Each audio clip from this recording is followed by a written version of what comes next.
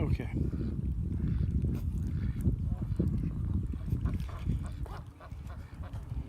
I got the past, I'd say 2 or 3 months.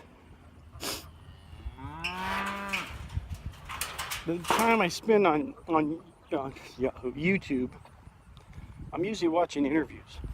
I watch a lot of interviews. I enjoy it. I find it entertaining. Um, I spent most of a month watching Robert Plant in interviews. Guy gives a great interview, very entertaining. He was the Robert Plant's the lead singer for Led Zeppelin.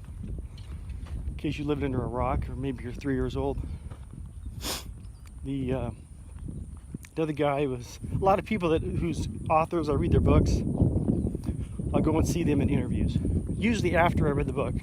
Because if a guy gives a lousy interview, I don't want to read his book. So if I always judge the book first, read it, and then let's see what this guy has to say. Because a lot of them are just weirdos. But keep eating, bud. I watch all these interviews.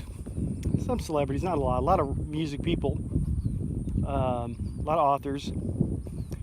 This past month, I watched a couple weeks, I watched a lot of videos, interviews with Ian Anderson. Ian Anderson was the lead singer and flute player for Jethro Tull. If you're really young, you don't know who I'm talking about. They were a good band, different, very unique. They started out very bluesy. Then they switched up. A guitar player left. Another guy comes in, Martin Barre. And then they just went on a different path. They're different than anybody. But I've always liked Jethro Tull. Anyhow, an interviewer asked Ian Anderson, said, what's the song Aqualung about? He said, well, that's our reaction when we see what we call today homeless people. You know, they're all disheveled and all this, and you know, the worst type of homeless people, the real nasty ones, because that's our response, our reaction. And he said it's what you call today a social issue, and that's what that song was about, exposing or identifying our reaction to these people, and maybe this ain't the way to deal with it. I'm paraphrasing, he didn't quite say it like that, but then the interviewer asked him, ooh, Frog City. Wrong place to go. You're not getting out of there. I was trying to close it. Anyhow, I'll wait on that. That's a big frog too. So I said, what about Locomotive Breath? What's that song about? He said, well, that song...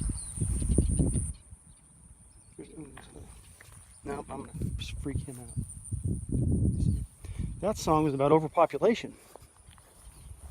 You know, we're rapidly producing people. Mankind is there's more and more of them. We're reducing or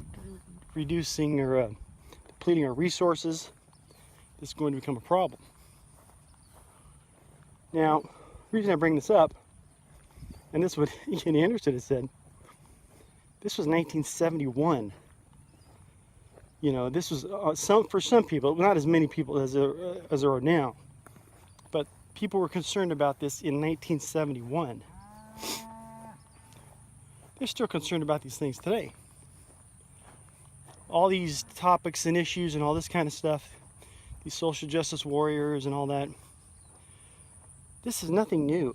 This is not a brand new dilemma, any of these issues. And it's funny, we really, can we say we've done anything about them? Yeah, some of them. I don't think we're as, people say, oh, like they're talking about racism now. We are so far from being a racist now than we ever were 20, 30, 40 years ago because we were so segregated.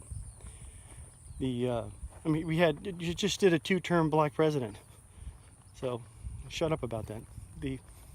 Anyhow, Ian Anderson brings us up that this is nothing new. The people discussed this stuff back then and probably prior to him. It's just a larger group now. It has a bigger audience, more followers. But the one thing I grew up in the '80s. I graduated from high school in 1985.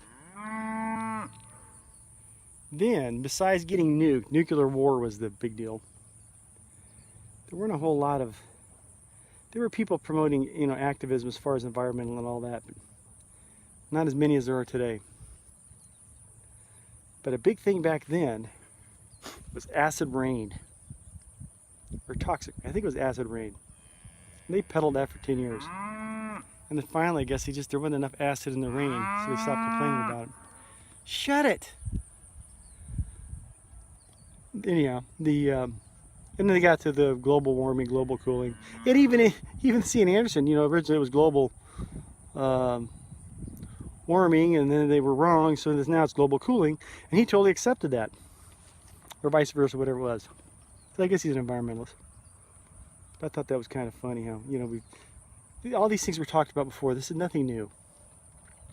These kids bring it up like they're on the cutting edge of some concern. It's been rehashed so many times, it's not even funny. The sad thing now is I think we see that environmentalism, the people that operate, the people that are the generators of this, really don't care anything about the environment. It's control. It's just another control. It's how to crush economies, destroy capitalism, whatever tool they want to use it for. You can do a lot of stuff with environmentalism. Just look at California. They stupid stuff here. But anyhow, I don't know where I'm going with this, but it was interesting how this guy said, you know, back in the 70s they were talking about it. And it's nothing new. We'll talk about it from here until the end.